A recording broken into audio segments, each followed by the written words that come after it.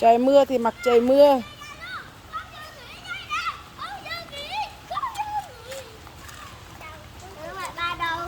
Ba có nhà đâu.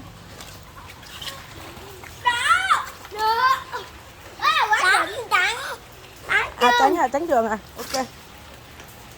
Trời ơi, mẹ chặn xe kiểu đó sao em có đi được mẹ? Rồi, vậy được rồi, cất xe đi.